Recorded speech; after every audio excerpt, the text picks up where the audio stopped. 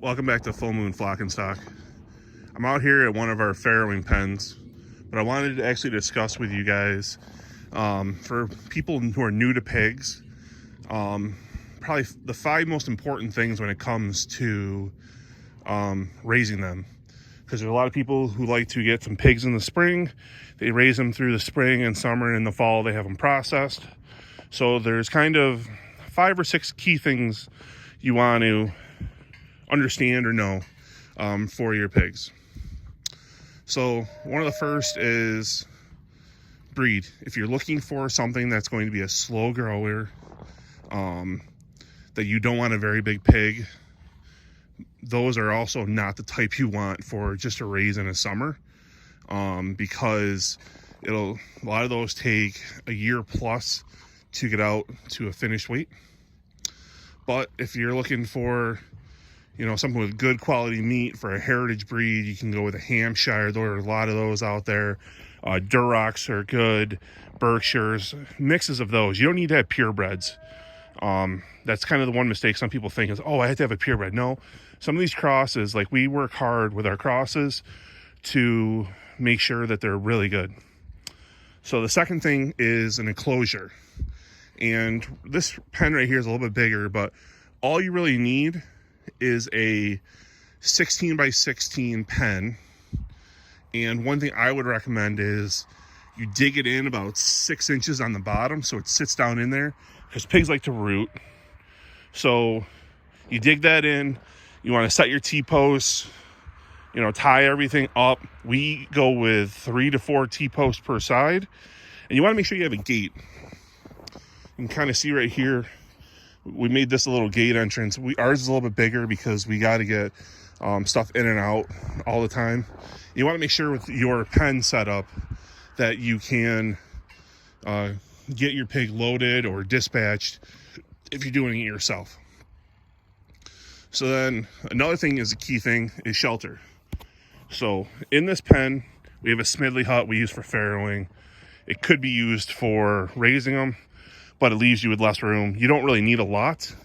You can make just a little A-frame style for the pig to go in. You need it to be able to get out of the sun and kind of out of the inclement weather if it wants to.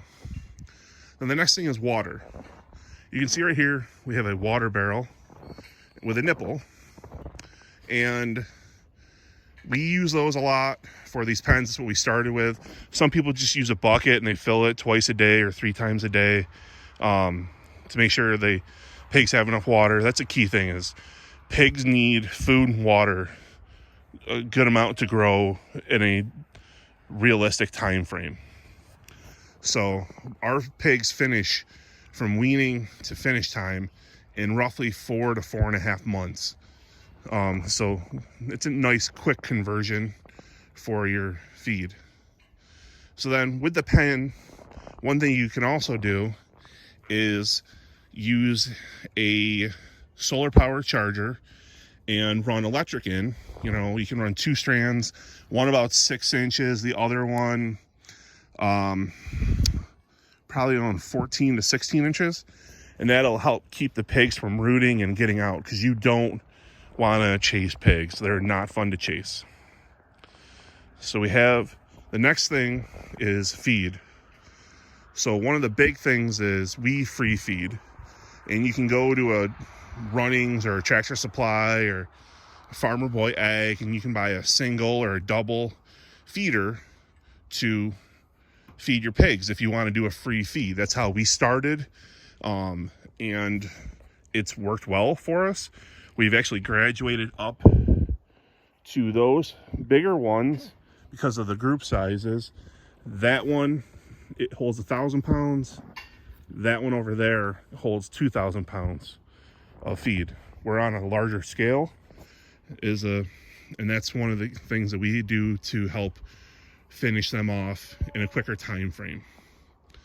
So another thing I want to help people understand is pigs are better when they have more than one. So if you buy a pig, it's better to buy 2 and work it with your family member that they can have the other one. But they need to have kind of the friendship is one way to put it, but also it creates competition. So that then they're both eating and they're trying to get as much food as possible, which they're growing better and they do better that way. So that's something you want to remember, is that get more than one, because pigs do better with more than one. So that's just a few suggestions. So enclosure, structure, like a house for them, water for them, food for them, an electric around it, breed is another key thing, and then buy more than one. And I'm not saying that to sell more pigs, because I'm gonna be honest, everything we have farrow and hit the ground is pretty much sold. So I'm not trying to be like, hey, you should buy more of my pigs. I'm being like honest. Your pigs are gonna grow better and they're gonna do better when there's more than one. We generally won't sell a single pig to a customer. So that's kind of the beginner's things. Throughout the summer, we're gonna do some other videos. Or not the summer, spring and summer. We're gonna do more videos to help people understand what they need to really do for raising their pigs. It's gonna be a little how-to series. You know, we started 3 years ago with, no, actually 4 years ago now, sorry, with a 16 by 16 raising a pig for ourselves. We got 3, sold one right away, raised another one for a while, then we finished off the one ourselves. So we understand how it starts with a small scale, and now, as you can see, things got a lot bigger, and we're farrowing year round and all that. We made that decision, but most people just want something to feed their family, and this is one of the best things. So this is Full Moon Flock and Stock. Hit the like button, subscribe, and let us know if you have any questions. Thank you.